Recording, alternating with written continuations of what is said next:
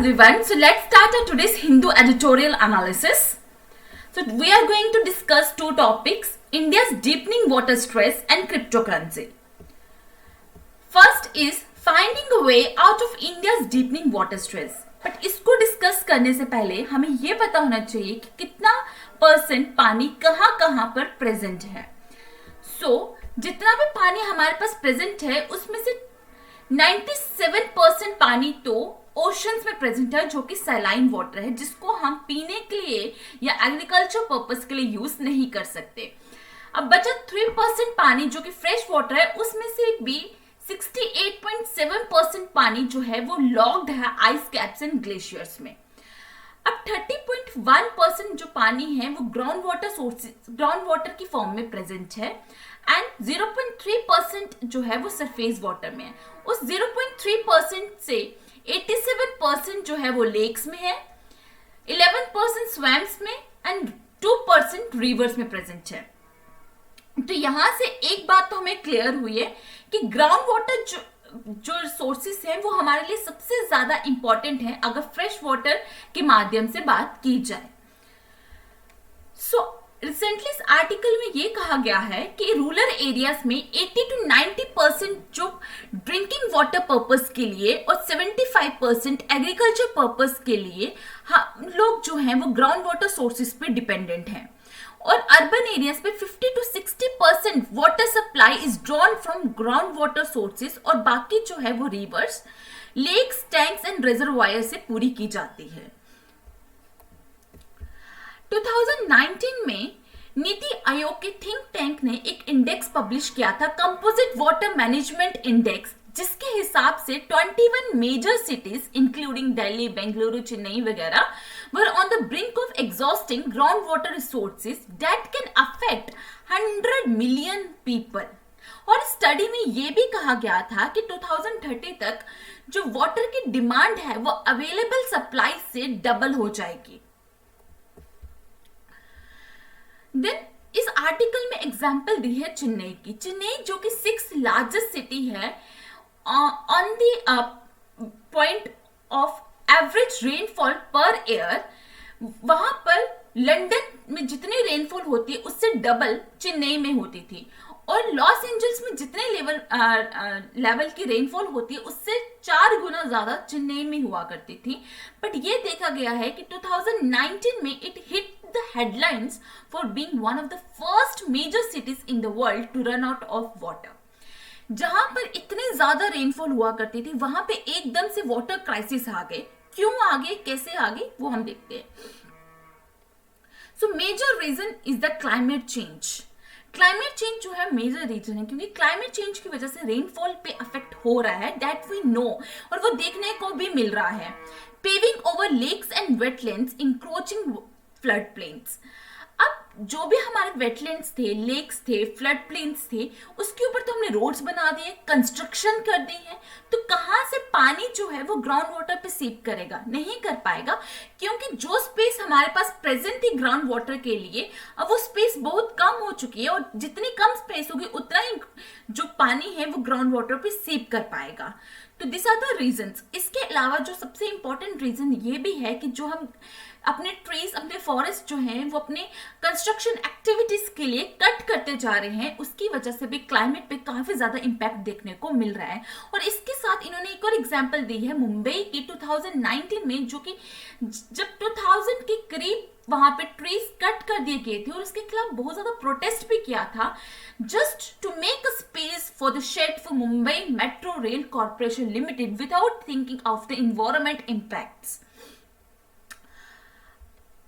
इस रिपोर्ट के हिसाब से इन्होंने ये कहा है कि अगर गवर्नमेंट को सीरियसली कुछ वाटर क्राइसिस के ऊपर को कुछ इश्यूज को डिस्कस भी करना है या कुछ उनको इस पे स्टेप्स लेने हैं, तो उनको वाटर मिनिस्ट्री को अकेले काम करने की बजाय बाकी मिनिस्ट्रीज और डिपार्टमेंट, जैसे कि they can work with environment ministry to better understand the solutions for the environment impacts, और बाकी डिपार्टमेंट जैसे अर्बन डेवलपमेंट के साथ, local self government and environment departments के साथ मिलकर काम करना चाहिए, ताकि वो एक पर्सपेक्टिव में ना सोचने के बजाय डिफरेंट पर्सपेक्टिव में सोचे और बेटर सोल्यूशन जो है वो इस प्रॉब्लम का निकाल सके.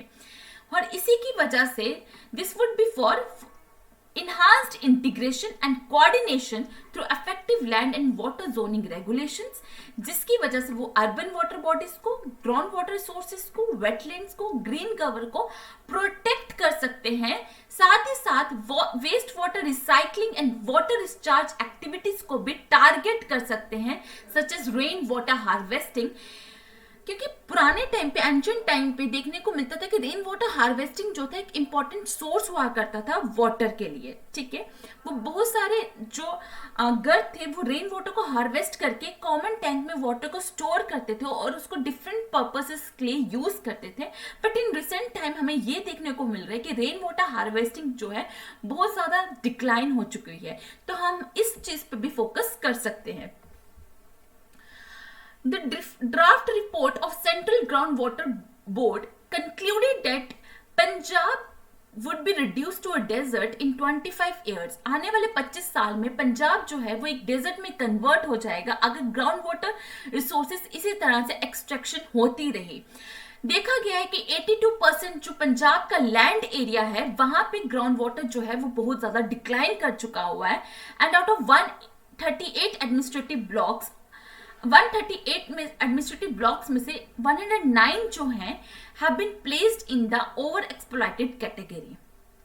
और साथ में ये भी देखा गया कि ग्रीन रेवोल्यूशन के बाद से 35% से 70% जो है ग्राउंड वाटर एक्सट्रैक्शन हुई है। Cultivation of water intensive crop जैसे कि पैडी, जो कि बहुत ज्यादा वाटर जो है वो कंज्यूम करती है और उसके साथ साथ वाटर तो डिप्लीट हो ही रहा है, बट वो वाटर जो है वो सलाइन वाटर में कन्वर्ट होते जा रहा है, जो कि हम कंज्यूम नहीं कर सकते हैं। तो हमें पैडी के अलावा कोई अल्टरनेटिव क्रॉप जो है उसको ग्रो करने का, कल्टीवेट करने का सोचना चाहिए, इस रिपोर्ट में ये कहा गया है। और साथ ही साथ ये भी बोला गया है कि हाँ, ग्राउंड वाटर कंजर्वेशन तो हम कर रहे हैं, उसके बारे में हम स्टेप्स लेंगे, सोचेंगे, बट उसके साथ हमें ये भी इग्नोर नहीं करना है कि सरफेस वाटर की कंजर्वेशन करना भी उतना ही ज्यादा इक्वली इंपॉर्टेंट है, जिसमें हमारे रिवर्स और लेक्स आ जाते हैं, ताकि वो भी बिल्कुल ड्राई आउट ना हो जाए, खत्म ना हो जाए हमारे इंक्रोचमेंट एक्टिविटीज की वजह से, पोल्यूशन की वजह से, ओवर एब्स्ट्रैक्शन की वजह से, या हमारे जो डैम्स की बिल्ड बनाने की वजह से, जो कि वाटर को वहां पे रोक देते हैं और वाटर का जो फ्लो है वो भी रुक जाता है। तो उन्होंने बोला कि ग्राउंड वाटर को भी देखो और साथ ही साथ सरफेस वाटर की जो कंजर्वेशन है, दोनों को एक साथ लेकर चलना है और अकेले काम करने के बजाय मिनिस्ट्रीज को आपस में मिलजुल कर काम करना चाहिए, ताकि एक बेटर जो है रिजल्ट हमारे पास निकलकर सामने आए। So next topic is the crypto कॉन्ट्रम। सो क्रिप्टो करेंसी है क्या? बेसिकली क्रिप्टो करेंसी एक वर्चुअल करेंसी की टाइप है जो कि डिसेंट्रलाइज्ड है। अभी डिसेंट्रलाइज्ड का मतलब क्या है? मान लो हमारे पास 3 ब्लॉक्स हैं, 3 कंपनीज हैं, ABCDE, जो कि क्रिप्टो करेंसी में वर्क कर रही हैं। अब इससे होगा क्या? अगर ये AB अपने आपस में कोई ट्रेड करती है, ठीक है, इन दोनों ये कंपनीज आपस में कोई ट्रेड करती है, तो जो भी रिजल्ट्स होंगे, जो भी एंट्रीज होंगी, वो इन सबके अकाउंट्स में अपने आप इनरोल हो जाएंगी। ये नहीं कि सिर्फ इन दोनों के पास ही वो उसका एंट्रीज होंगी, नहीं, अगर इन दोनों में कोई ट्रेड हो रहा है तो वो एंट्री यहां पर भी आएगी, यहां पर भी, यहां पर भी, यहां पर भी और यहां पर भी, ठीक है। मींस एक इंटरलिंकिंग सिस्टम है, कोई एक सेंट्रलाइज्ड सिस्टम नहीं होगा कि वहां पे थर्ड पार्टी की कोई जरूरत नहीं है, अपने आप ही जो भी एक्टिविटीज करेंगे वो सबको मिल जाएंगी, ठीक है, थर्ड पार्टी की बिल्कुल जरूरत नहीं है, ठीक है। And protected by cryptographic encryption techniques. Virtual currencies तो बहुत ज्यादा होती है, ठीक है, पर सारी की सारी वर्चुअल करेंसीज जो है वो क्रिप्टो करेंसी नहीं है, क्योंकि क्रिप्टो करेंसी में एक स्पेशल इंक्रिप्शन टेक्निक होती है जिससे उसको प्रोटेक्ट किया जाता है। तो क्रिप्टो करेंसी को अगर आप कहोगे कि इतनी जल्दी से आप कोई हैक कर लोगे, वो इतना आसान नहीं है, बिकॉज उसमें ये क्रिप्टोग्राफिक जो कोड्स हैं वो प्रेजेंट होते हैं। देखिए, इनकी एग्जाम्पल है बिटकॉइन, रिपल, ये कुछ नोटेबल एग्जाम्पल्स हैं क्रिप्टो करेंसी की। अब क्रिप्टो करेंसी में सबसे इंपॉर्टेंट है बिटकॉइन। कहा जाता है कि 2008 की फाइनेंशियल क्राइसिस के बाद ये जो कॉन्सेप्ट है बिटकॉइन का, ये सतोशी नाकामोटो ने डेवलप किया था। और आज के टाइम पे अगर देखा जाए तो इनकी जो मार्केट वैल्यू है वो टच कर चुकी है 2.5 ट्रिलियन डॉलर्स 2021 तक। ठीक है, ओरिजिनली बिटकॉइन जो था, जो हमारी फियाट मनी है, फियाट मनी जैसे कि हमारी इंडियन करेंसी, डॉलर, ठीक है, ये फियाट मनी है जो कि गवर्नमेंट ने इशू की है। ठीक है, ये सिर्फ फियाट मनी का एक अल्टरनेटिव के लिए डेवलप की गई थी, पर देखा जा रहा है कि अब ये यूनिवर्सली एक्सेप्ट की जा रही है as a medium of exchange directly between two involved parties, क्योंकि मैंने अभी बताया इसमें थर्ड पार्टी, किसी भी सेंट्रलाइज्ड पार्टी की जरूरत नहीं पड़ती है। अब डायरेक्टली इसमें दो पार्टीज जो भी इन्वॉल्व हैं वो एक दूसरे के साथ ट्रेड कर सकती हैं। अब इंडिया में 2018 में आरबीआई ने एक सर्कुलर इशू किया था और बैंक्स को प्रिवेंट किया था कि आप क्रिप्टो करेंसीज के साथ डील नहीं करोगे। एंड ये सर्कुलर जो था 2020 में सुप्रीम कोर्ट ने इसको अनकॉन्स्टिट्यूशनल जो है वो डिक्लेयर कर दिया है। अब इसका बैकग्राउंड एक्चुअली क्या था? अब सुप्रीम कोर्ट ने पहले तो ये कहा था कि इस पे बैन लगा दिया था। ठीक है, आरबीआई ने इसको बैन कर दिया था। जब आरबीआई ने क्रिप्टो करेंसी को बैन कर दिया ये कहकर कि इसकी वजह से पब्लिक इंटरेस्ट में कुछ रिस्क हो सकता है, ठीक है, ये जो है जो भी वर्चुअल होल्डर्स इस क्रिप्टो करेंसीज का डील कर रहे हैं, ठीक है, उन सब पे बैन जब आरबीआई ने लगाया तो सुप्रीम कोर्ट ने काफी क्वेश्चंस भी पूछे थे कि क्यों बैन लगाया गया है। ये 2018 की बात है, ये बैन क्यों लगाया गया? तो उन्होंने सिंपल ये कहा दिया कि ये हमने पब्लिक इंटरेस्ट के लिए लगाया है, क्योंकि इसकी वजह से काफी ज्यादा इलीगल एक्टिविटीज जो है वो की जा सकती हैं। बट इस पे क्वेश्चन उठाया internet and mobile association of India ने।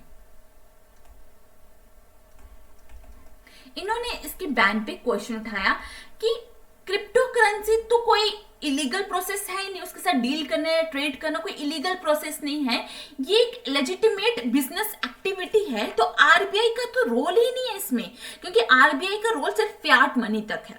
ठीक है, क्रिप्टो करेंसी जबकि एक बिजनेस एक्टिविटी से रिलेटेड है, हाउ कैन आरबीआई उसमें इंटरफेयर कैसे कर सकती है? ठीक है, आरबीआई का रोल नहीं है, आरबीआई इंटरफेयर कैसे कर सकती है? अब जब 2018 में ये इन्होंने एक सर्कुलर पास कर दिया उसके बैन को लेकर, तो सुप्रीम कोर्ट ने काफी क्वेश्चंस उठाए थे कि आपने बैन किस माध्यम से किया है। क्या आपने जब ये बैन किया तो आपने प्रोपोर्शनैलिटी टेस्ट पास किया था? तो प्रोपोर्शनैलिटी टेस्ट में एक टेस्ट आता था आर्टिकल जो कि आपकी फंडामेंटल राइट है 19(1)(g कि कोई भी पर्सन जो है अपनी मर्जी से कोई भी ऑक्यूपेशन जो है, बिजनेस जो है वो कैरी ऑन कर सकता है। ये एक आर्ग्यूमेंट की गई थी जो कि आरबीआई ने जब बैन लगाया उसको पास नहीं करता है, क्योंकि अभी तक क्रिप्टो करेंसी को एज अ किसी फियाट मनी की फॉर्म में कंसीडर नहीं किया जा रहा है, जिसमें आरबीआई जो है अपनी इंटरफेरेंस इस तरह से नहीं कर सकता है। ठीक है, अब रिसेंटली गवर्नमेंट ने यह अनाउंस किया है कि हमें एक बिल इंट्रोड्यूस करना चाहिए, crypto currency and regulation of official digital currency bill 2021, ताकि हम क्रिप्टो करेंसी को एक सॉवरेन डिजिटल करेंसी बना सके और बाकी जितने भी क्रिप्टो करेंसीज हैं उसको बैन करें। ठीक है, अब इससे क्या होगा कि जो प्राइवेट क्रिप्टो करेंसीज में डील करते हैं उनको काफी ज्यादा नुकसान होगा, क्योंकि अगर एक बार ये बिल पास हो गया और crypto currency as a sovereign digital currency की फॉर्म में लाई गई तो वो जो है एक सेंट्रलाइज्ड अथॉरिटी के कंट्रोल में आ जाएगी, जिसको आप डायरेक्टली जो है वो डील नहीं कर पाएंगे। तो इंडिया में the funds have gone into the Indian blockchain startups account for less than 0.2% the amount raised by sector globally. तो हमारी इंडिया में जो ब्लॉकचेन के पर्सपेक्टिव में जितने भी हो रहे हैं उस पे जो फंड्स हैं वो बहुत कम है एज कंपेयर टू अगर हम ग्लोबली बात की जाए।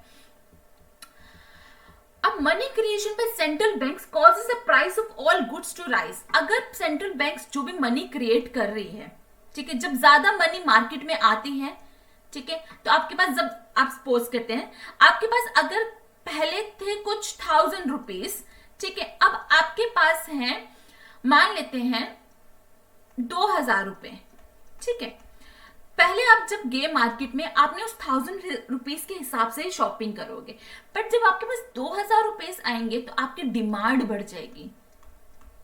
ठीक है, जब डिमांड बढ़ेगी तो ऑब्वियसली सप्लाई तो नहीं थी ना, सप्लाई उतनी ही थी, सप्लाई तो एकदम से नहीं बढ़ी, तुम्हारे पास पैसा बढ़ा है, सप्लाई नहीं बढ़ी, तो उसकी वजह से क्या होगा, इन्फ्लेशन।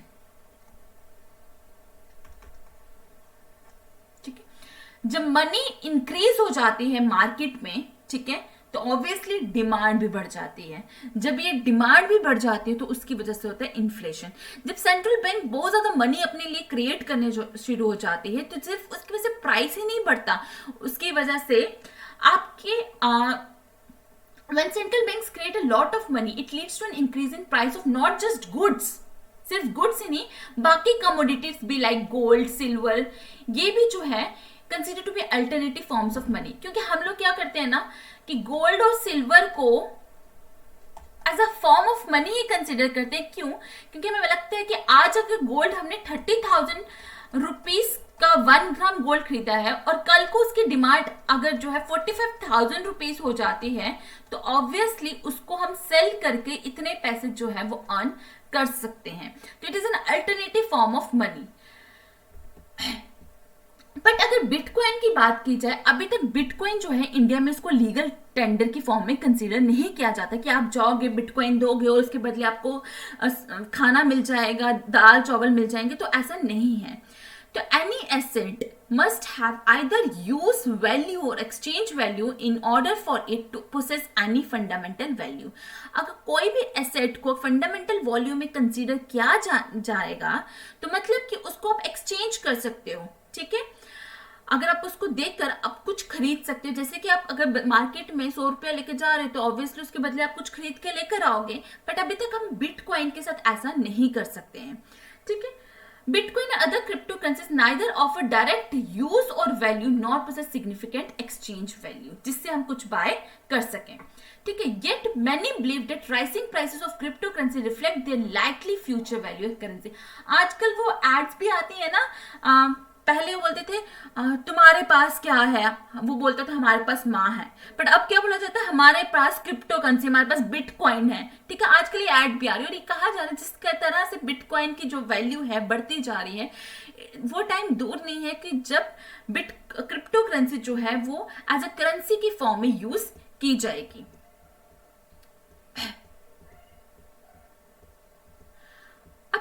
चाइना ने रिसेंटली इम्पोज किया है complete ban on all crypto currencies and plans to issue its on central bank issue digital currencies. अब सिर्फ इंडिया ही नहीं, चाइना ने भी ये बैन कर दिया है कि आप क्रिप्टो करेंसीज को यूज नहीं करोगे, बल्कि हम भी एक सेंट्रल बैंक के द्वारा एक डिजिटल करेंसी को इशू करेंगे। ठीक है, private alternatives to fiat currencies or offer people greater choice in what currencies they choose to use as a medium of exchange। अब इसकी वजह से क्या होगा कि जो प्राइवेट अल्टरनेटिव्स है ना वो खत्म हो जाएंगे। बट प्राइवेट अल्टरनेटिव से होता क्या है कि लोगों के पास एक ज्यादा चॉइस हो जाएगी कि किस फॉर्म में उनको जो है वो कौन सी करेंसी जो है वो यूज करनी है for the medium of exchange. अब क्या होता है ना, इंडिया जो है बहुत फटाफट से जो है वो सोच लेते हैं कि इसको बैन कर दो, उसको बैन कर दो, जब उनके पास कोई और ऑप्शन नहीं होता। बट उसकी वजह से उनको ये नहीं पता चलता कि बैन करने की वजह से जो भी इकोनॉमी है या एनर्जी है इंडिया की वो एकदम से खत्म हो जाती है। सपोज करो जैसे कि countries like Switzerland, Singapore, US वगैरह ब्लॉकचेन में एक्सपर्ट्स हैं। ठीक है, ब्लॉकचेन में वो इतने ज्यादा एक्सपर्ट्स हैं, बट इंडिया ने फटाफट से कह दिया भाई बैन कर दो। बैन करने से क्या होगा, जब उनको और 10 साल के बाद इस चीज का रियलाइजेशन होगा तो वो तो कहेंगे हो हम तो बहुत पीछे रह गए, वो तो हमसे इतने आगे निकल गए, फिर अगेन वी आर बैकवर्ड। ठीक है, वो डेवलप्ड है, हम डेवलपिंग है, बट इसका जो सोल्यूशन ये नहीं है कि हम फटाफट से उस चीज को बैन कर, we should think of some alternatives, कुछ रेगुलेशंस हम उसके बारे में सोच सकते हैं इंस्टेड उस चीज को बैन करने की बजाय। The way forward is that only regulation is needed to prevent serious problems to ensure that cryptocurrencies को misuse ना करें। ठीक है, but regulations कैसे होने चाहिए, clear, transparent, coherent, और किस तरह से हमें क्या अचीव करना है ये हमें पता होना चाहिए। इंस्टेड ऑफ बैनिंग समथिंग, हमें ये पता होना चाहिए कि उस चीज को हमें अचीव करना है, कैसे अचीव करना है और क्यों अचीव करना है। क्योंकि अगर हम आज कोई चीज बैन करते हैं ना और बाद में हमें ये रियलाइज होगा कि उस चीज की इंपॉर्टेंस क्या थी, तब तक बहुत देर हो जाती है और उस चीज में दोबारा से इतना कवर अप करना इट्स टू लेट।